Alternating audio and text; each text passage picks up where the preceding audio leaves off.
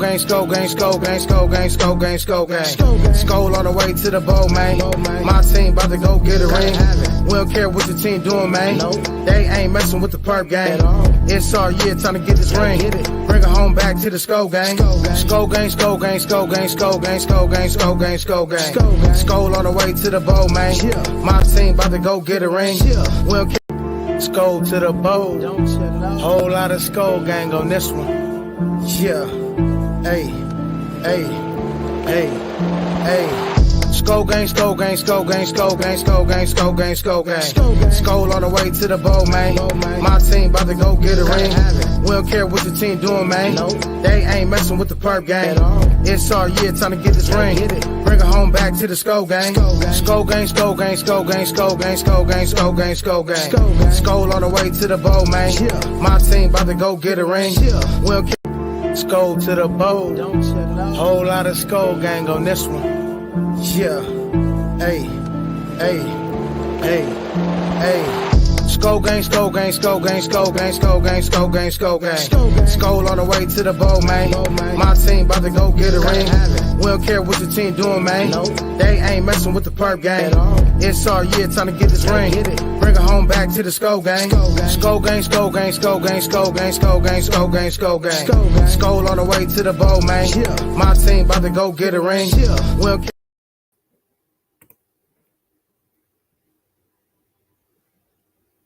Purple and Skull Media, and I am here with special guest, part of the family, JJ Vikings. What's going on, JJ? Skull, and I really hope my audio is working. Yes, it's working. We hear you loud and clear. Yes, because last time, I actually recorded a video, and the audio wasn't working the entire video, and nobody was kind enough to comment and say hey, your audio wasn't working for that video. And I'm pretty sure they were laughing at me behind my back.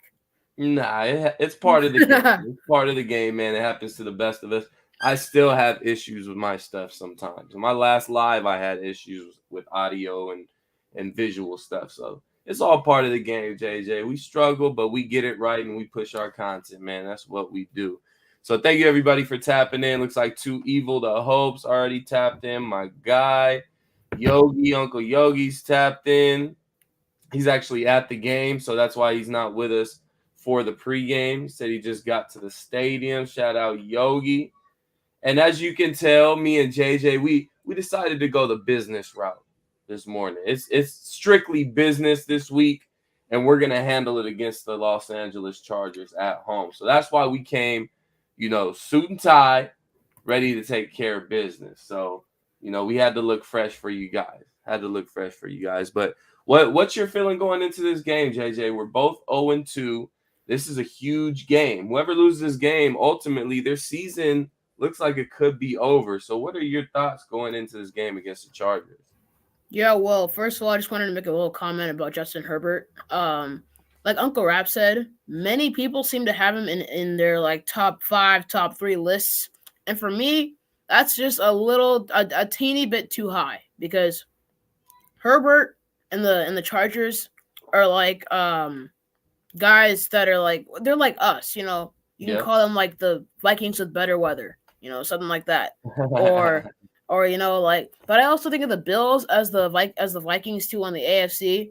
But for now, it's the Chargers who are always in those specifically Justin Herbert in those game situations where he's got to make a big play to win the game, and he doesn't seem to always accomplish that, which is a kind of a problem. Now the pass rush for the Vikings has to get to Herbert. Our run defense has to hold up, and also our running game. If we're gonna upgrade our running game, we gotta have Cam Akers in here. We gotta have Dalton Reisner. I finally pronounced it Reisner because I give up. Everyone says Reisner. I was stuck saying Risner, so it's Reisner now for me. But with him out there blocking, with Ezra Cleveland, because I think the right route here is to take out Ed Ingram and expect Dalton Reisner to mess up a little bit in the run blocking, because I'd rather have someone mess up in the run blocking than the pass blocking. Mm-hmm. And you can have Ezra Cleveland to do that run blocking job. And then you also have, Reisner just blocking for Cam Akers, blocking for Alexander Mattison. And I truly hope Alexander Mattison and Cam Akers rotate the way that they did with Dalvin Cook, back when he was in the building with us. I still miss Dalvin, always have since we released him. It was a tough release, but eventually a decision had to be made on Dalvin's future. Yeah, absolutely. I think we made the right move, and I agree with you. I love Dalvin, man. I'm always gonna miss Dalvin, but it was more of a money thing.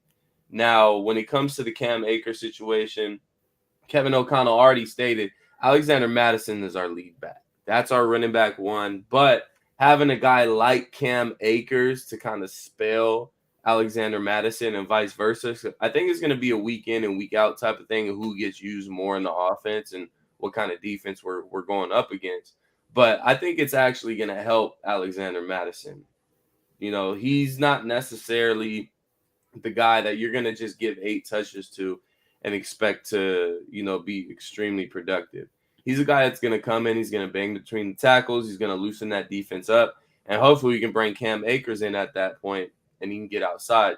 But yeah, Sam said Cam Akers is out this game, so he won't be playing this game. I don't know if it was that he came in too late during the week for him to be active for this game or not, but he's not active this game. Dalton Reisner, I believe, isn't as well. I got to double check on that, but I think both guys aren't active today for this game. So we may not see Dalton Reisner, we may not see Cam Akers, but I don't think that makes a difference in this game. But I do think it makes a huge difference throughout the regular season and us getting back to the playoffs. Fingers crossed, we got a lot of work to do, but I think we're still in a good position to make that move into the playoffs. But yeah, man, again, 0-2, both teams 0-2. What are you expecting from this game? We're both desperate teams, JJ. What are we going to do, man? Indeed. We're going to it's going to be one of those. I feel like it's going to be one of those like one team will be like, you take the game. The other team will be like, no, you take the game. The other team will be like, no, you take the game. And then the other team will be like, I insist, you take the game. And then the team takes the game. But, the Vikings, it's been their running game. But first of all, Kirk Cousins is going to have a yum game considering how that Chargers pass defense is. So Jordan Addison better be unleashed. I better see him ahead of KJ Osborne as much as I love KJ. And Justin Jefferson, he's going to have like 250 yards and like 3 touchdowns. That's your guy. Yeah. Oh, man. So you're predicting a big game from JJ today. Yeah, and I mean every game's a big game from JJ, right? Yeah. And I want to see not just a 150-yard game. You want a 200+ yard game. Like he did against the Lions. This is the game to do it. Like he did against the Lions. Game to do it. Yeah. This Chargers defense is really, really bad. They're 32nd in the league, dead last against the pass. That's our strength of this offense. So it's our strength versus their weaknesses. And yes, they do have Bosa. They do have Khalil Mack on the other side of them. But for some reason, this Chargers team cannot get after the quarterback. Now, granted, last week against the Titans, they did a decent job. I think they got 4 sacks on Ryan Tannehill. But overall, when you look at the pressure percentage, you're not getting what you expect if you have Joey Bosa and Khalil Mack on your defensive line. So, their weakness of their defensive. Go ahead, JJ. My apologies. They're not exactly as high caliber as they once were. You could look at maybe look at the 2019, 2020 Khalil Mack and compare it to this Khalil Mack. Look at the Joey Bosa in the past and compare it to this Joey Bosa. These guys are getting up there in age. They're starting to age out, and our offensive line can use that to their advantage, but there still will be some problems. And now, obviously, I do feel a little confident, but overall, there are some things that we have to, I'm tired of, first of all, I know Kevin O'Connell says after a win, we got this win, but we got lots of things to improve on. And then I'm like, do we ever actually improve on them, though? Do we ever actually do that? Because I love Kevin O'Connell, love Kwesi, always has since the minute they stepped a foot into this building. But they are trying their best, hopefully, to get this team back on track. Yeah, and it's obviously needed. If you drop this game and we go to 0-3, then you got to start reconsidering, your plans for not just this season, but after this season and the off season, what you got to get out ahead of, whether that's a Kirk Cousins situation, whether that's a fire sale with other players, who knows? But going 0-3 changes a lot. 0-2, it's like, okay, you can still kind of work with it. We're in a division that's not necessarily a powerhouse division. I don't think the Lions are going to be this crazy good team and rattle off 12, 13 wins. I think the division's going to come down to whoever gets the 10 wins first. And I think that's possible. I think that's extremely possible. I've said this in my live this past week that, look, you win this game against the Chargers at home, which you should win. You're at home. I feel like we're pretty evenly matched team, but our strengths against their weaknesses is going to make the difference. Because again, like I said, our pass offense is our strength of our entire team. Their weakness of their entire team is their pass defense. So we're going to exploit that. If it hasn't been exploited already this season. But you can get yourself back to 2-2 after you win today, and you go on to Carolina and beat the Panthers in Carolina, which they may not have Bryce Young in that game. They said he's going to be out for a week or two, so we may be facing a guy in I always get them mixed up. Sam Darnold, Andy Dalton. They're the same guy in my opinion. Yeah, exactly. So it looks like we may be facing Andy Dalton next week in Carolina. So you have a huge opportunity as a football team to get back to even at 2-2, and then you go back home in US Bank Stadium and face the defending Super Bowl champs in the Kansas City Chiefs, which obviously you're not going to be a favorite in, but you have an opportunity there. Let's get back to 2-2, and let's start our season over against the Chiefs. And if we find a way to beat those Chiefs, then you have a whole new way of feeling about this football team after week 5, after going 0-2. You just rattled off 3 straight. So a lot can happen in the next 3 weeks to where we're going from 0-2 feeling like, oh, we're tanking, we're going to get Caleb Williams, to where, wait a minute, we just beat the Super Bowl defending champs. We're 3-2 now. We're first in our division. This is looking kind of nice. We can actually make some moves now. So I think there's a big opportunity for the Vikings here to take advantage of and get back to 2-2. But it starts today. It starts against these Chargers, and this should be, I'm not going to say an easy win, but you should be able to put up plenty points on the board. And as long as you just don't turn the ball over, right, JJ? Right, yeah, exactly. We have to hold on to that football. We could have beaten the Eagles. I mean, in that Thursday night game, even like the Justin Jefferson fumble in the back of the end zone for the touchback ultimately decided the game right there. That's what decided the game. And now, even though we were down 27-7 and already had like 4 turnovers that game, we still had a chance to beat the Eagles. Like, if we had beaten them, despite all that, talks would have been made on the Eagles side. Talks would like discussions for sure. Now I'll ask you this though. Say we did find a way to win that game in Philadelphia. Do you think we make the same moves that we made to sign Dalton Reisner and to trade for Cam Akers? Do you think we make those same moves if we do win in Philly? No, I mean, but at the same time, that win in Philly, assuming that we won, like, let's say that we won, that wouldn't have exactly been out of luck, though, at the same time, you know? Yeah, absolutely. But at that point, if you're 1-1, that's when the urgency kind of, it's not as urgent as 0-2. Because when you go 0-2, it say, look, if we're going to do something this season, we got to make a move now.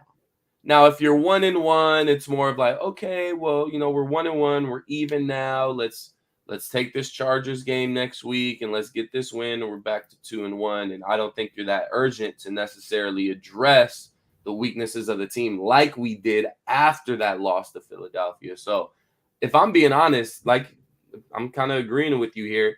If we won that game in Philly, I don't think we signed Reisner and trade for Cam Akers. Maybe one of those moves gets made, but I don't think both of those moves are made if we win that game in Philly. So we never want to take a loss and say, oh, well, a positive came out of a loss. But if we're being honest, if we lost that game, maybe the reason why we went out there and signed a guy like Reisner, and maybe a reason why we went out there and traded for a guy like Cam Akers. So there may be a teeny tiny bit where you got some positive out of that loss. So again, you have opportunity here to grab your first win of the season at home. And it's going to be an exciting game, man. It's going to be a shootout. We know the Chargers can put up points. We know we can put up points. But our defense has improved. So I do expect our defense to get after it today. What do you expect from our defense, JJ? To first of all, to tackle, because Gerald Everett, the Chargers tight end, he does not go down easily. You cannot just have one guy on him. You have to get to him quickly with multiple guys there. I want to see Ivan Pace Jr. out there. I want to see some more Brian Asamoah, and I want to see some more of rotations between cornerbacks, like the defensive backs. Yeah. Because we haven't seen Andrew Booth Jr. Have we even seen Mekhi Blackman out there? There haven't been. You want to see Andrew Booth out there, though, JJ? Just you sure you want to see that? Assuming we have a 2-score lead and it's 2 minutes left in the game, then sure. Yeah, I mean, that would be great to be in a position to where we're blowing out a team and we can just get some guys some work. That would be amazing. That's a good one, blowing out a team for the Vikings. I don't think we've had that in a very long time. Even if we date back to last season, which the last time we beat a team by more than 2 possessions or more than 1 possession, I think was week 1 against the Packers last year. And that's when we went 24-10 or something, 27-13, something along those lines. So it's been a long time since we've blown out a team. And I'm on record for saying this season we will blow out some teams. We will have a couple blowout wins. So I don't think it's going to be this week because the Chargers' offense is that potent. They can put up that many points. I think it's going to be a shootout. But our blowout wins are coming. They're coming, JJ. And I think it's going to be against the Bears. We're going to get one against the Bears because the Bears are just so terrible. And I think we're going to pick up one throughout the season against someone else, too. But they're coming. Our blowout wins are coming. But By the way, get some of these comments. Go ahead, JJ. I'm going to just throw up some of these comments. Yeah, so we all expected as Vikings fans and analysts probably expected this, too. We expected the Vikings to beat the Buccaneers and then just try to think about how they would settle into things against Philadelphia and the Chargers. But after we lost to the Bucs, we had to figure out, because everything was a must-win. After we lost to the Bucs and then the Eagles, every single game within Week 5 was a must-win, and still is. It still is. Yeah. If you want to get your season back on track, you have to win those games, and you have to beat the Panthers too. And I think Uncle Rap is going to be at that game, so don't disappoint him. Yeah. And I also feel weirdly maybe a Najee Thompson forced fumble. Oh, kind of a spicy your boy Najee. And then also, here's the thing about Najee, real quick too. I think Najee is going to be getting the start on special teams as a gunner too, because Jalen Naylor went to IR. So I think he's going to be he's going to be starting as a gunner. So he's going to have some opportunities for that. So that might be a sneaky bold prediction by you, JJ, because he's going to be starting at gunner today. So he's going to have some opportunities to put a hit on one of those punt returners and get a fumble. That's a nice little bold prediction you had there. And he almost recovered one against the Eagles in Philadelphia, too. Yeah. It's coming. It's coming. And you also have, the last time we beat we beat a team, besides the Packers, last year, I don't know if you can call this a blowout, but it was definitely a fluke 2-score victory, the 29-13 against the Bears last year. But I wouldn't call that a blowout. I would call that a fluke 2-score game. That's what I call it. Pretty much a meaningless game. Yeah, exactly. Well, actually, it was a little meaningful. We had a chance to get the 2 seed, and we also had a chance to get Justin Jefferson the 2,000 receiving yards. But there's no way in your last game of the season you're going to try and give a guy 250 like your best receiver. That's not going to work that way, Yeah, no, absolutely. And at that point, I think we were content with where we were at. Excuse me, guys. Because I think we knew that the 49ers had to lose and then we had to win for us to get that 2 seed. So I think we had a pretty good idea of, look, the 49ers aren't going to lose. I think they played the Cardinals or something along those lines. We already knew they were going to wrap it up. So I think we were more content with saying, let's get into the playoffs healthy, and whoever we play is who we play. And we ended up playing the Giants, which is a team we should have beaten. Obviously, we know how that ended.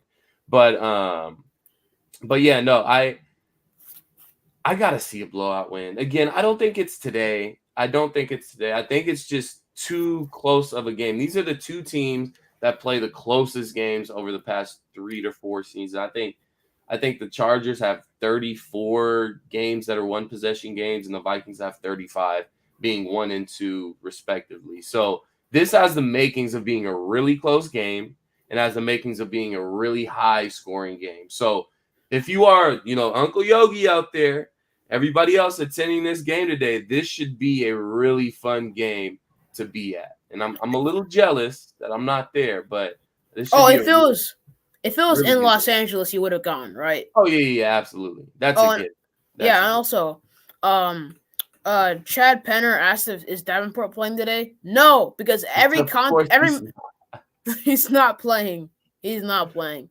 Of course, Davenport's not. Don't get me started on Davenport. Yeah, everyone's starting to hate on him now. Like it feels like, although I'm not trying to hate on him either, because as an analyst, I'm looking at this from an analyst view. It feels like Marcus Davenport is only playing for a contract, assuming that he even does play. And he's he's smiling in his interviews and I don't know about him. Again, not hating on him. I just don't know about him. There's just something off about Davenport. So just speaking to people that know him personally, they say that's kind of just how he is. But still, it doesn't sit right with me. Like, you're collecting $13 million, $10 million guaranteed. $3 million of that is an incentive. So if you're not going to play any games, you're only going to miss out on $3 million out of that $13 million. We're literally giving him $10 million to sit on the bench and be injured. So when we first made this move, I didn't like it at all. Now, if it's for the right price and we brought him in, then cool. I'd be all for it. But you're getting a guy who's injury prone. Now, granted, he's never had anything serious over his career. He's never had an ACL or anything as far as tears or pulls or anything like that. But it's just been nagging injuries, shoulders, ankles, I believe a groin. Like, it's just been injuries here and there that causes him to miss 19 games over his 4 or 5 year career. He was drafted in 2018, so 4-year career. He's missed 19 games, and on top of that, he's coming off a season where he only recorded a half a sack, which came against the Vikings, and then the majority of the season he was banged up, and he only missed I think 2 games last year, so he didn't miss a lot of time. So you can't sit here and say, oh well, the reason he only had a half sack is because he was out half the season. Well, he played 15 games, 14 games. For you to have only a half sack and you get paid as a middle of the pack, even a middle of the pack defensive end or edge rusher at $13 million, I think that's way too much. Kwesi strictly paid him off projection. He thinks he's going to come in and be healthy and put up the numbers. And obviously, so far that's not the case. So I never liked the Davenport signing, and it's never felt like a fit either. Like, it just doesn't feel like he fits here. I don't know if it's because he came from the Saints or whatever it is, but it just never was a fit for me. And you also have, I was talking about it last evening, Akeem Hicks, the guy that we've all wanted, or whether it's Linval Joseph and Ndamukong Suh. But for me, it's been Akeem Hicks. And the Viking Destroyer himself, I wanted him. Yeah. But there's no way we're getting him before the game. There's no way you can get a guy that up to speed on your plays in 12 hours. And like that's just not going to work that way. And I'm not even sure if we could get Dalton Reisner or Cam Akers up to speed in time. I'm not even sure about that either. But I do hope to see two of them play. But at the same time, I just don't exactly see it happening. It's just really tough. Yeah, and just like Skolder Soup said, and this was kind of what I was on. We should have used that money on a guard for the offensive line. Now, granted, we got our guard, the guy that we've been wanting all offseason. We finally got him. Granted, it took till week 2 to get him, but we finally got him.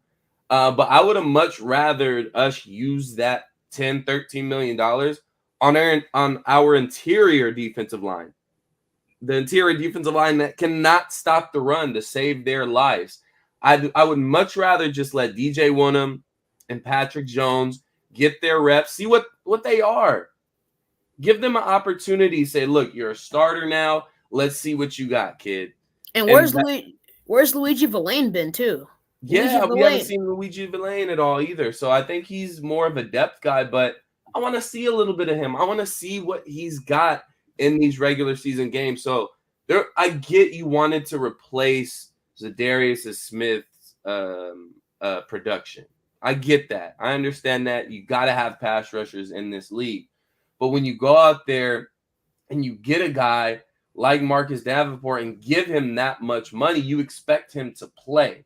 So when he's not playing, you're better off putting that money elsewhere in the interior defensive line, whether it be Akeem Hicks, Linval Joseph, and Ndamukong Suh. There's plenty of guys out there that you could have brought in that would gladly take $10 to $13 million. And Scolger Soup also said, didn't we cut Villain? Yeah, well, my heart almost fell out of my chest when I got the news. But then when I figured out that that we got him back on our practice squad, my heart fell right back in.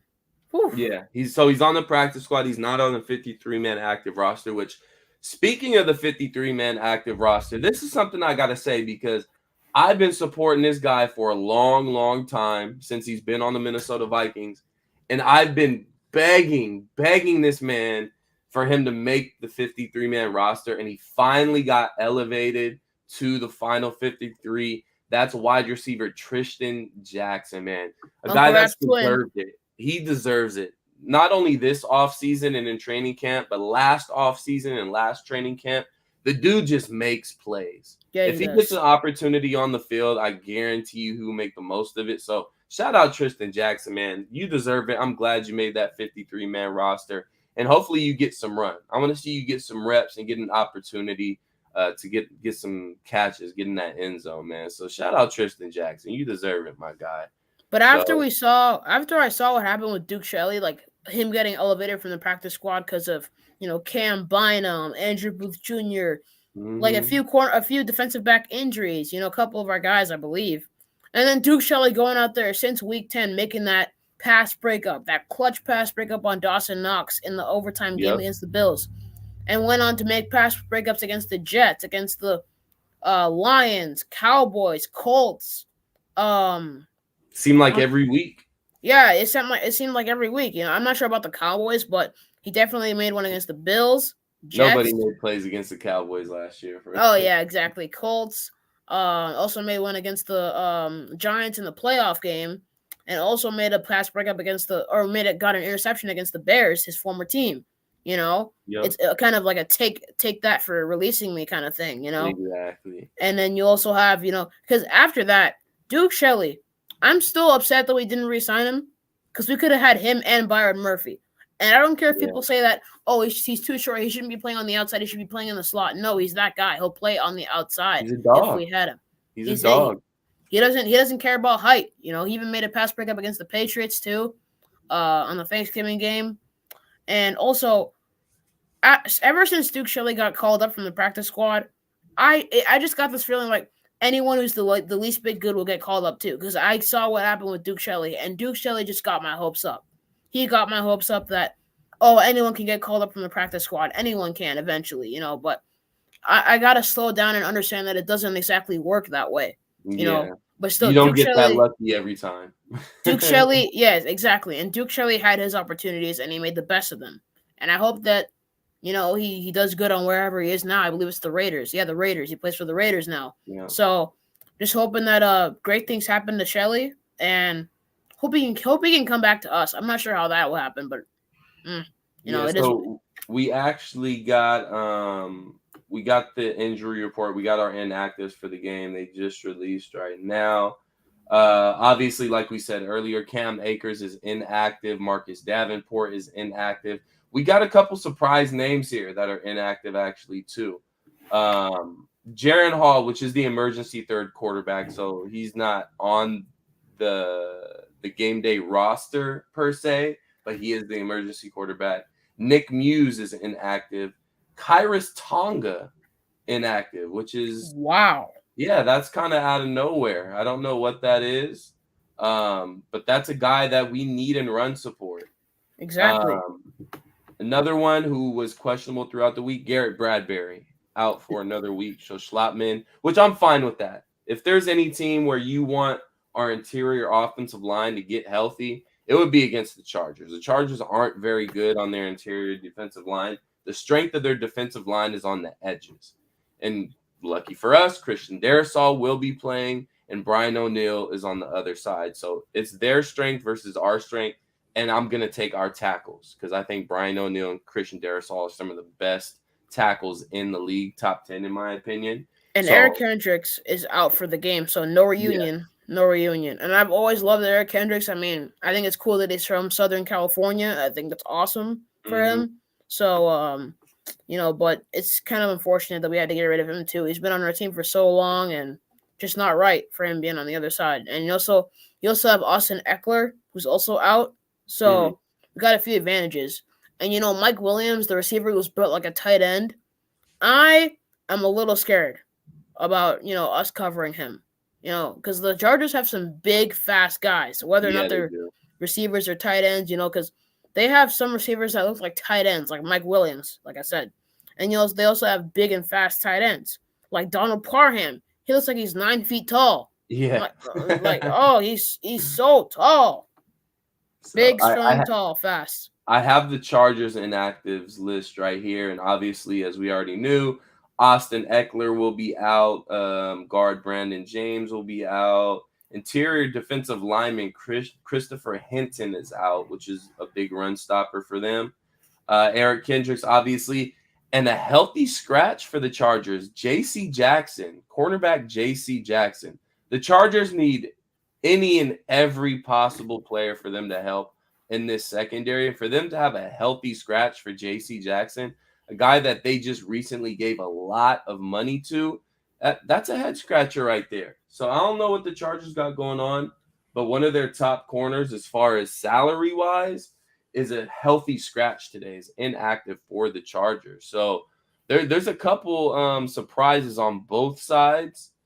Sculpture Soup said, who is Tonga's backup? Tonga's backup, oh my God, I'm trying to think who is our next run defender. It would be Jacqueline Roy.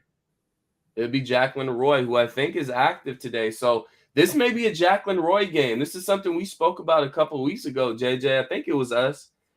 With Jacqueline Roy, when he was drafted, we were kind of expecting him to come in and fill that void of Dalvin Tomlinson. Now, we know he wasn't going to be a Dalvin Tomlinson coming out the gate, but we are expecting him to play. Well, this is his first opportunity to really show us he may be getting the start today. So no Karis Tonga. It's Jacqueline Roy time. How you feel about that?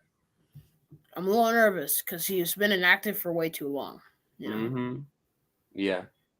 Yeah, no, I agree with that too. And remember, we also got Harrison Phillips, which I'm a huge Harrison Phillips fan, but he's not a run-stopping guy. He's not the run stopper. He's not that fire hydrant, that guy that's going to anchor the middle of the defense. That's just not his game. So we need a guy that's going to come in there, be that nose tackle, and muddy up the middle. And hopefully Jacqueline Roy can be that guy. But Bosa asks, Sam asks, is Bosa playing? Yes, Bosa is playing. He also says, I think Roy gets upfield too fast, doesn't keep gap contained. Well, hey, that's what's coaching for. That's what coaching is for, man.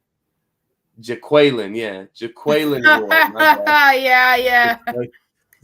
That pronunciation Roy. was so funny. Jaqueline Roy. So, yeah, man, that brings us to our predictions. We've been on here for about 45 minutes, guys. So let's get our predictions, JJ. We're going to get a game prediction, so obviously score. And then I want you to give a bold prediction. You kind of hinted at one at the beginning of the show. You can either roll with that one or give us another one. But prediction for the game and then bold prediction outside of the score. I'm sticking with my Najee Thompson forced fumble on special teams prediction. I think he's ready to do that. I love Najee as a player. Love him even more as a person. Such a cool guy. I think we made each other feel special, Yeah, for sure. And also, the final score, I'm predicting 38-34 Vikings. Okay. Yeah, that sounds about right. Nice shootout. Almost get to 40. First team to 35 wins, something like that. So that sounds right up the alley. So you say a Thompson fumble recovery, a forced fumble or a fumble recovery? What, one of the two. Well, forced fumble is guaranteed. Whether recovery or not, I'm not sure. But Definitely Okay. a forced fumble or a big Okay. hit of some kind. Okay, so Thompson forced fumble or big hit on special teams more than likely. And I then you just put want to, Vikings yeah, 38-34. yes. I just want to see Najee do what he did against the Titans. That's all I want to see. Yeah. That'd be nice. I'd like that. Nice little hit, get the fans going. Yeah, we need that. So I'm gonna say, as far as score prediction, I'm gonna be right around the same area there. I'm gonna go 38-36 though. I think it's gonna be really close, and Okay. it may come down to a Greg Joseph game-winning field goal at the end of Oh this game. my So God. we're gonna be biting our nails all the way to the last second of this game. Why'd you do that to us? Come on, Uncle SK. Come So on. I think we come out on top 38-36 at home. We keep our season alive. Kirk Cousins will throw for over 400 yards and 4 touchdowns. All right. Yes.